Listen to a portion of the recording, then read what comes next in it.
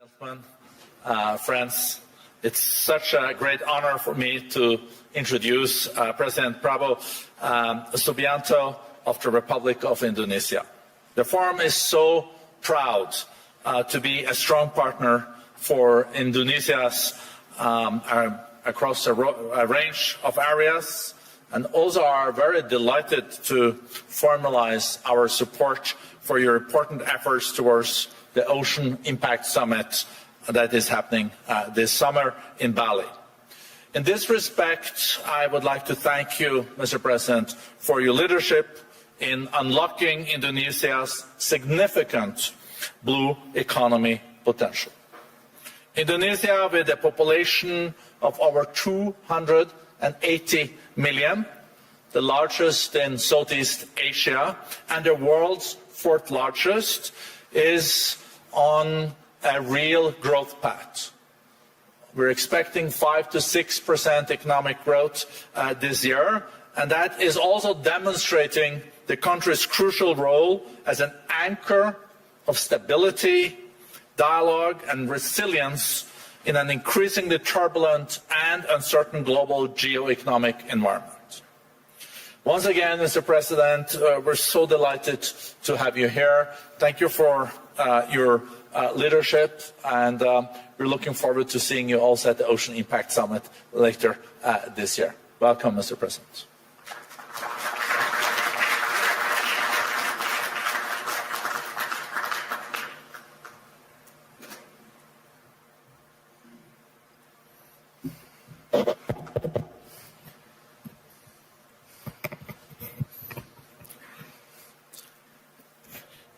Distinguished President and CEO of the WEF, Mr. Borge Brande, ladies and gentlemen, Bismillahirrahmanirrahim. Assalamualaikum warahmatullahi wabarakatuh. Shalom, Salve, Om Swastiastu. Ladies and gentlemen, we gather here in Davos at a time of great uncertainty, a time when wars continue to break out, a time when trust between nations, between institutions, between peoples is fragile. History teaches us peace and stability are our most valuable assets. Peace and stability are the ultimate prerequisites for growth and prosperity. There will be no prosperity without peace. Excellencies, distinguished delegates, the IMF recently described Indonesia as, I quote, a global bright spot with strong economic growth amid a challenging external environment.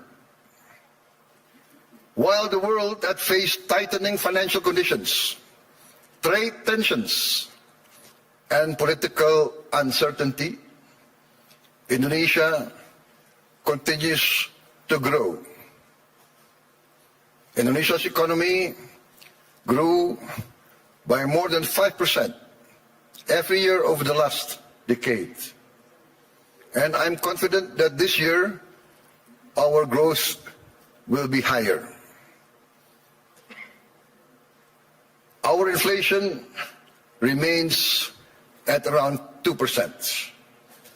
Our government deficit is now kept below 3% of our GDP.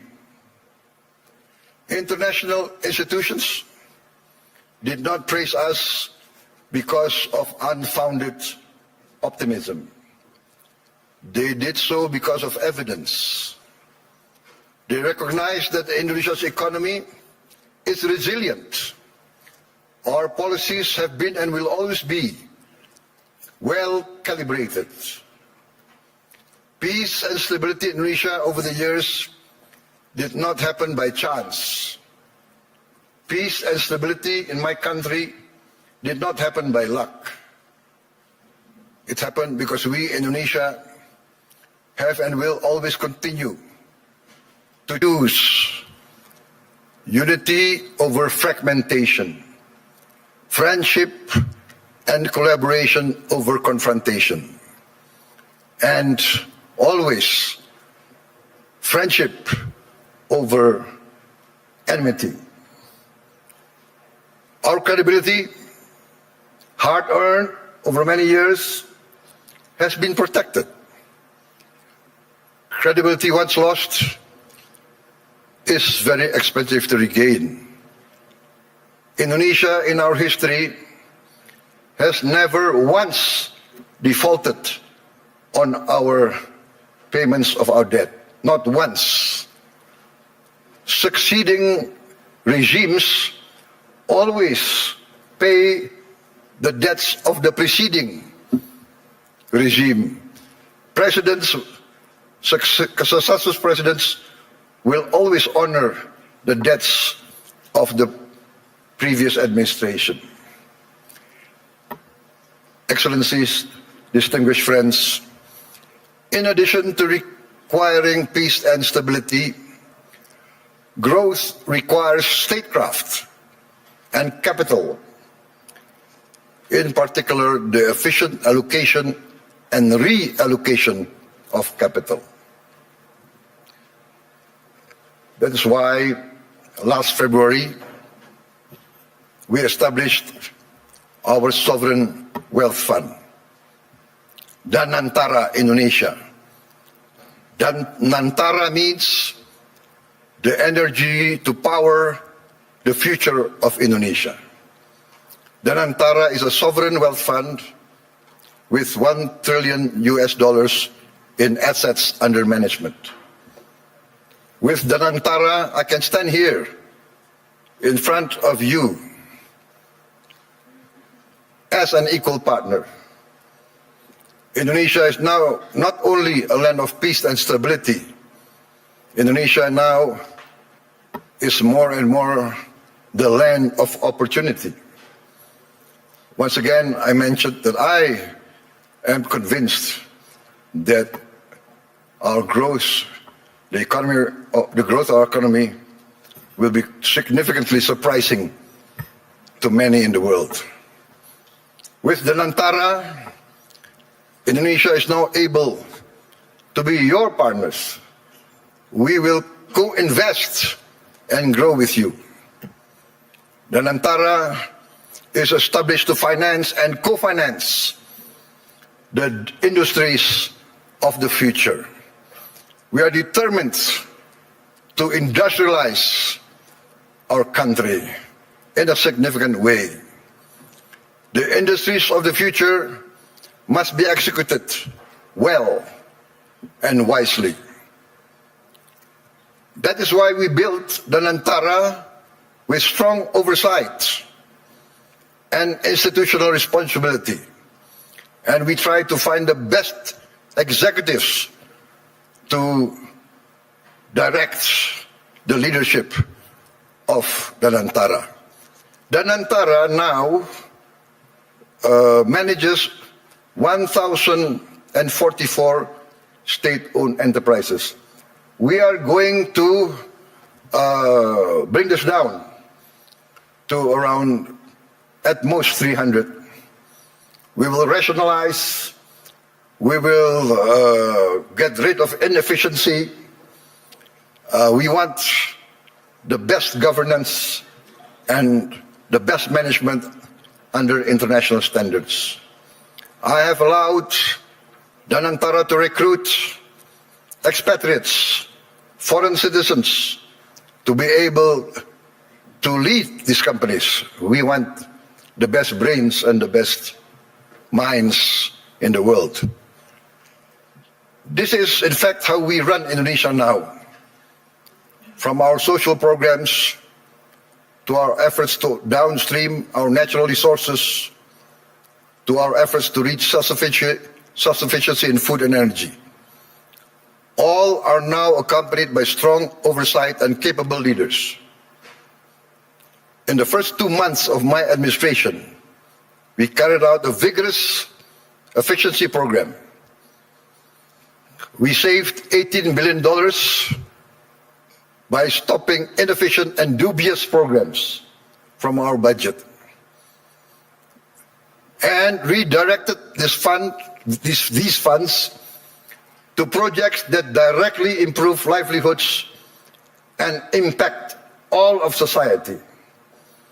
As a result, on January 6, 2025, we started our free nutritious meals program for pregnant and lactating mothers, infants, and all Indonesian children.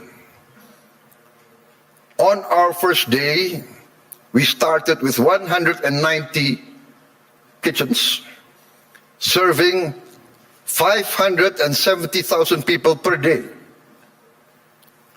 570,000 meals per day. Today, in 1 year, we have achieved 21,102 kitchens serving nationwide. As of last night, we are producing 59.8 million meals for 59.8 million children, mothers, and elderly living alone. They receive these meals every day. To put this into context, in about a month's time, we will surpass McDonald's, 68 million meals a day.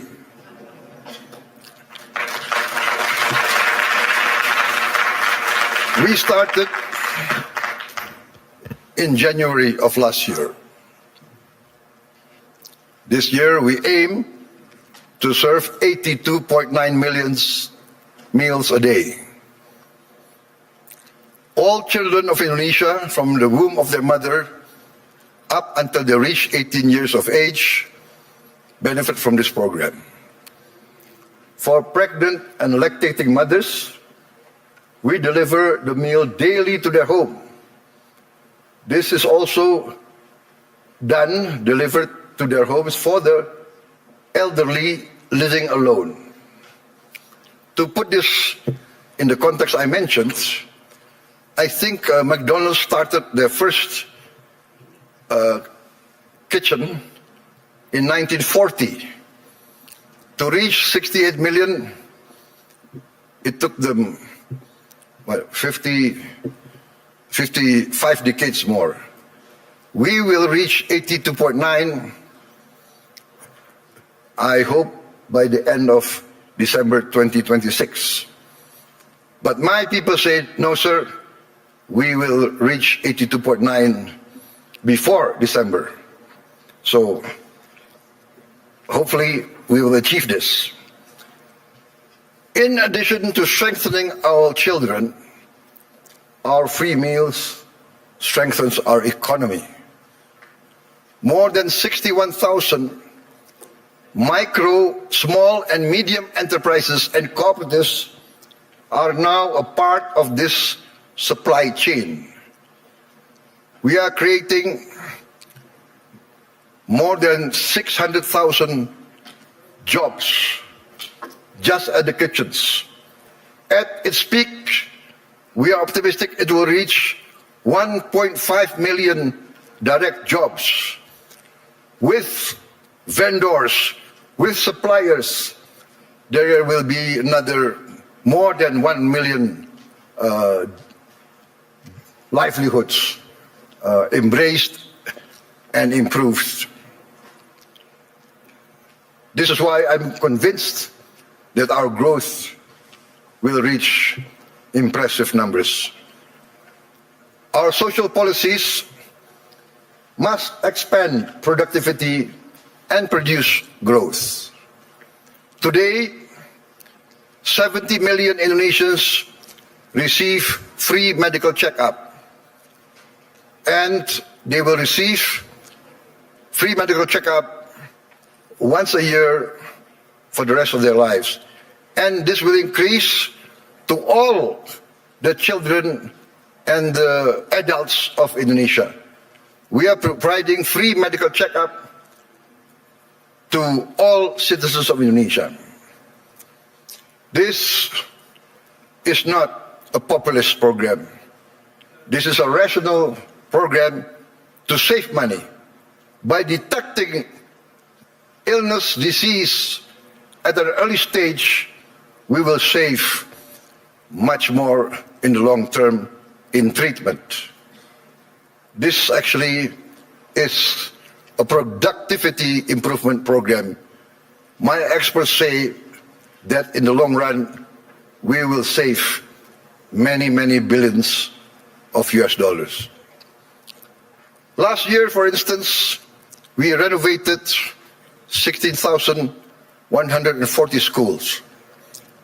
We equipped 288,000 schools, each with one 75-inch interactive flat panels as part of our digitalization of our education program.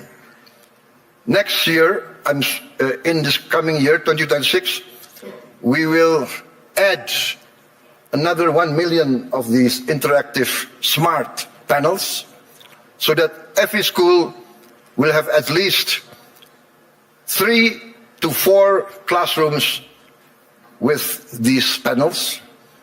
And we hope within 3 years, all the schools of Indonesia will have at least 6 classrooms with digital interactive panels. That means that I, for instance, in Jakarta, I can drop in on any school of Indonesia and I can see the quality of teaching of the teachers. I can see the reaction of the children.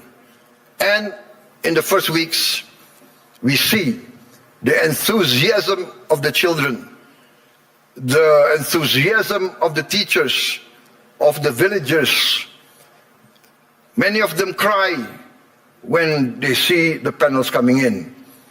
We get messages, Mr. President, in the entire history of this village, we have never felt that the central government knows about us. This is the first time we feel that the central government cares about us and is now in our village, is now helping to teach our children. This is, for me, heartwarming, because what we are doing is we are empowering the future generation of Indonesians.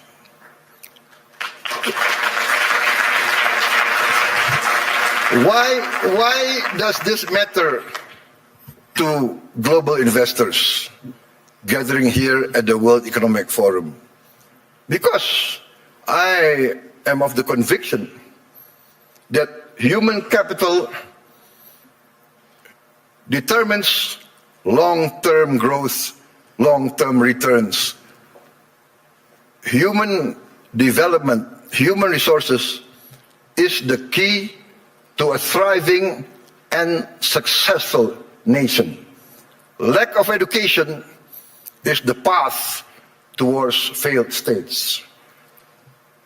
No country can hope to be stable and prosper if its people are illiterate, if its people are not able to keep up with modern science and technology. In addition, this year we will increase the renovation. I'm determined to modernize and renovate 60,000 schools.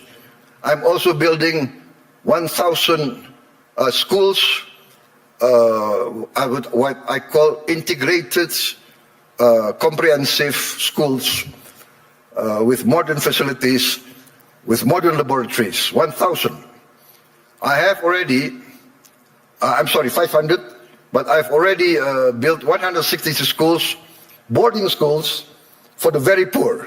So this is maybe unique, because usually the children of the upper class, the children of the wealthy, go to boarding school. But I now make boarding schools for the very poor. Their only condition for entering the school is they must come from the bottom deciles of our society. Those who are very poor, I'm taking their children. I want to cut the chain of poverty. Usually in countries like my countries of the global south, countries of the third world, countries coming out of hundreds of years of colonialism, usually the son of a poor peasant will be a poor peasant. The son of a garbage collector will be a garbage collector. The son of a street hawker will be a street hawker. The son of a day laborer in the harbor will also be a day laborer in the harbor. This is what we call in the global south the circle of poverty. I'm determined to break the circle. I'm determined that the son of the poorest should not be poor. They must be given equal opportunity. And that's why I've already built 166, and I will build total 500 of these boarding schools. And another 500 not boarding schools, but centers of excellence to boost the other children who are brighter. Also, I've started 20 new boarding schools for the academically gifted. I'm also building 10 new universities, and I'm discussing and negotiating with the best universities of Europe, United Kingdom, and North America to twin them and to produce universities and campus of international standard. In addition, we are now in the process of building 83,000 cooperatives with 83,000 warehouses, 83,000 cold storage, 83,000 mini markets, 83,000 village drugstores selling generic medicine, and all subsidized goods direct to the villagers without intervention from too many middlemen. We are also going to modernize what we call the new fishing villages. We will build at least 1,000 this year, but we actually want to allocate funds for 5,000 villages. Each village will have 2,000 fishermen. We hope to impact 10 million fishermen with their wives and their children. This will impact at least 40 million Indonesians. We have started a pilot project in Biak, in Papua, and the result is very heartening. The average increase in their livelihood is 60% increase in their annual livelihood. Why? Because before, to get ice was impossible for them. There was no ice-making factory near their villages. To get diesel very far, we will build diesel stations in every village. They will have access very easy. Ladies and gentlemen, let me say this clearly. There is no investment climate without the certainty of equitable rule of law. Nobody will come in to invest in a country that's lawless or of dubious legal tradition. I am determined under my administration to ensure the rule of law. The rule of law must prevail over any vested interests. In 2025, Indonesia, as I promised, we will confront, and we have confronted corruption directly, firmly, and openly. As any person dealing with an illness, with a disease, we must have the courage to acknowledge the illness and disease that we suffer. We are determined directly to fight against this corruption. It's challenging. Not many people believe we can do it, but we have no choice. I have no choice. I have been inaugurated, I have been sworn in to uphold the Constitution and the rule of law. In my first weeks in government, we uncovered massive abuse in fuel and crude oil governance. In all sectors of the economy, we found illegality, illegal practices.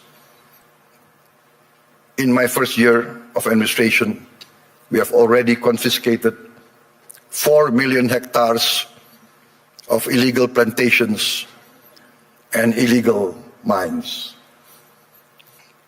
It is amazing. I call this not free enterprise. I call this not the free market. I called it openly greedonomics, the economics of greed, the economics of rapacious practices. Maybe in many of your countries, there was a period like this, a period of the robber barons. I have confiscated 4 million hectares, but 2 days ago, I led a cabinet meeting by Zoom from London, and we decided to confiscate or to revoke the licenses of 28 corporations which had licenses over 1.01 million hectares. I revoked because we found them violating laws. They were building plantations on protected forests. This is a flagrant undermining of the rule of law. Perhaps these rapacious so-called entrepreneurs feel that they need not recognize the sovereignty of the Indonesian government. Or perhaps they feel they can buy all Indonesian government officials. I have reports that some of these people in their meetings say, oh, it's okay, there is no government official that cannot be bought. Well, I challenge them to try to buy officials for my administration. They will come to find themselves a big surprise. Combined with the 4 million hectares of illegal plantations already confiscated, we have, in fact, enacted the boldest, the most daring forest law enforcement effort in the history of Indonesia. We have closed, up to now, 1,000 illegal mines. But my staff, my people report to me, sir, there is at least another 1,000 or more. There could be as many as 666 corporations that violate the law. So I say, what can we do? We can only have the courage to enforce the law. There can be no compromise. There can be no turning back. My people demand this, and we are determined to serve our people in honesty. We are determined, I am determined to uphold my oath, defend the Constitution of my country, enforce the law of the land. You might not have heard our story because we are people who do not like to be flamboyant. We are low-key. We tend to be below the radar. But we are very determined in our effort to keep up with the rest of the world. You might not have heard this story, but extreme poverty in Indonesia fell to its lowest level in history. I'm determined in the next 4 years we will eradicate extreme poverty and we will bring down poverty as a whole. That is my mission in my life. That is my mission in the remaining years of my life. There is nothing more honorable. There is nothing more satisfying than bringing down poverty and bringing down, eradicating hunger. There is a saying I learned from my elders. One of my elders, very wise man, very honest political leader, he told me, Prabowo, the duty of a leader is very simple. The leader of this country, if you want to be leader of the country, you must work so that the poor and the weak can smile and can laugh.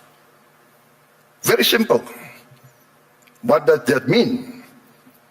If the poor, the weak can smile and can laugh, that means they have hope. That means they see a future. That means their livelihood is being improved. So that is my mission now, to make the poorest of Indonesians, the weakest of Indonesians, smile. I think part of this is we must combat corruption, manipulation, malfeasance. Ladies and gentlemen, a few days ago, I was surprised myself. Gallup poll and Harvard University found that a research survey of hundreds of countries found that Indonesia, the Indonesian people, is the most happiest people, the most flourishing country in the world, with the people the most optimistic. This is a bit heartening, but for me also a bit sad. I know my people. Many of them live in shacks. Many of them do not have clean water. Many of them do not have bathrooms. Many of them eat rice with salt. And yet they smile. And yet they have hope. We also achieved self-sufficiency in rice. The first time in many, many years, our rice production is the highest in the history of Indonesia. I gave a target to be self-sufficient in 4 years. I gave a target to my team. They did it within 1 year.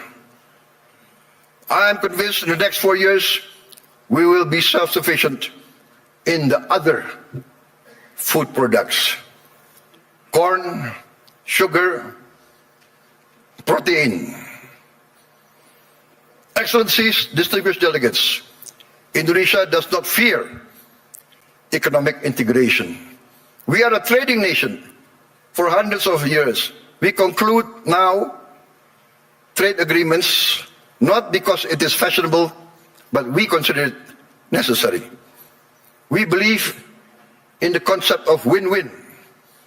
Last year we signed free trade agreements and comprehensive economic partnership agreements with Europe, with the EU, Canada, Peru, Eurasia. I have just visited the United Kingdom to sign our new strategic partnership. Also an economic growth agreement.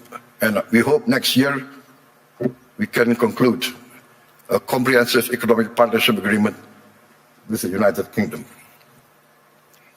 This is part of our strategy to deepen productivity, reduce barriers, unlock private sector growth for Indonesia, ASEAN, and the Global South.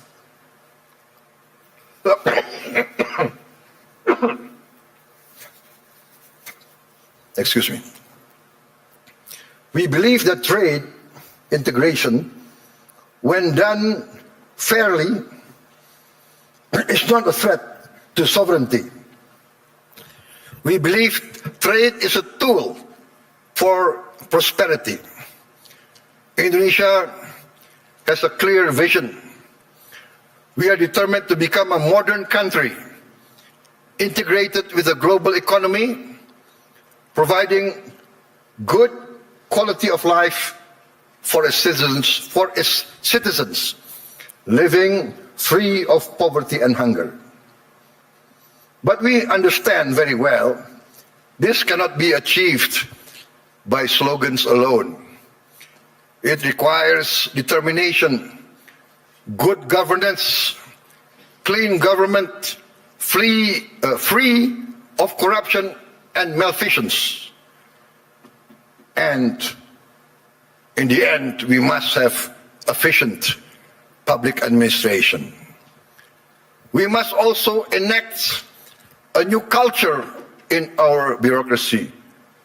Our government must serve the general good and must not entrench itself in collusion with greedy and rapacious economic players.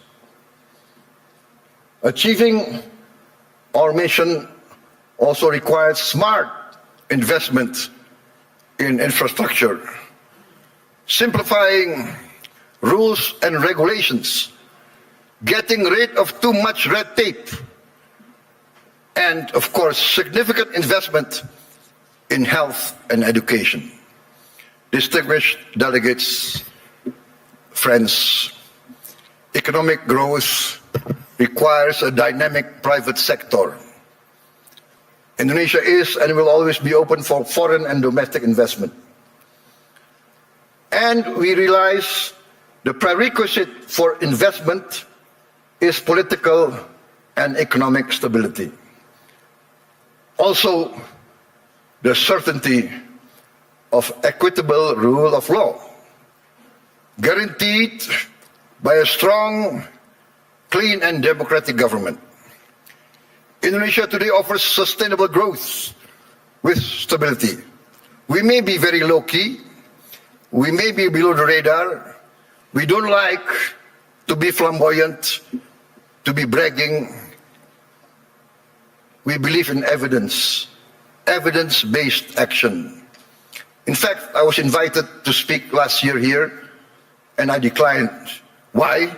Because had I come last year, I would have only been leading my administration only for 2 months. So what will I be able to say? I will only be able to talk, to give platitudes. Today, I stand before you with confidence, with pride in our achievement. We have in 1 year achieved tremendous gains, tremendous reforms. We have wiped away hundreds and hundreds of regulations that do not make sense, regulations that hinder fairness, that create the culture of corruption. Hundreds of regulations we have wiped out in 1 year. Ladies and gentlemen, peace and stability is a long and arduous program. But if you want to take something from my talk today, maybe it should be this. Indonesia chooses peace over chaos. We want to be a friend to all, an enemy to none. 1,000 friends too few for us, one enemy too many. We want to be a good neighbor, a good, responsible citizen of the world, protecting the environment, protecting nature. We must not destroy nature. We must live with nature. We must maintain and be a part of a future full of hope. Hope grounded in credibility, execution of sound public policy, and continuous record of growth with equity. Let us build the world we want to live in together. Let us continue the journey to improve the quality of life for all, to live in peace, freedom, friendship, tolerance, coexistence, and cooperation for all races, all ethnicity, all religions. Let us continue our pursuit of justice for all, security and freedom for all. I look forward to seeing many of you here in this room, in Indonesia, because in Bali this June, we will host the first Ocean Impact Summit, together with the World Economic Forum, which Indonesia is sponsoring, together with the important participation of Mr. Ray Dalio and his research vessel, Ocean X. There is a SpaceX, I think, from Mr. Elon Musk, but I think Mr. Ray Dalio is one of the pioneers in ocean research. And Indonesia, being 3/4 sea, we are very concerned about the future of our ocean. Ladies and gentlemen, thank you very much for your attention. May you go in peace with the blessing of the Almighty God. Wassalamualaikum warahmatullahi wabarakatuh. Shalom, salve, Om Shanti, Shanti Om. May peace be upon us all. Thank you.